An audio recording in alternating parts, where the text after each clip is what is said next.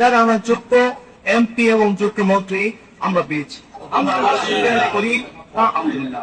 ইনশাআল্লাহ তিনি উদার করে এদেশের এই মুরাদনগরে যারা ভোট দিয়েছেন তাদেরও এমপি, তাদেরও মন্ত্রী, ওনারা ভোট দেয় নাই তাদেরও কি এমপি মন্ত্রী হওয়ার আগে অনেক কিছু হতে পারে, কিন্তু যখন হয়ে যাবে তখন যে ভোট দিছে তারও এমপি, যে ভোট দেয় নাই আমাদের মাননীয় মন্ত্রী মহোদয়কেও, এমপি মহোদয়কেও আমি আমার পক্ষ থেকে, যেহেতু আমরা মুক্ত একটি দরবার, আমার পক্ষ থেকে রিকোয়েস্ট থাকবে যে সবাইকে নিজের আপন এবং নিজের পরিবারের একজন সদস্য মনে করে ইনশাআল্লাহ পরিচালনা করবেন।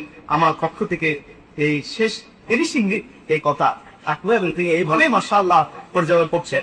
আমাদের দরবারের সাথে আমার আপনার সাথে কি সব করতে হবে না, পরে সেটা যাচ্ছি না, আমরা আমাদের এই কথাগুলো আন্দোলন করবার জন্য তৌফিক দান করেন সকলে বলা তো আমিন।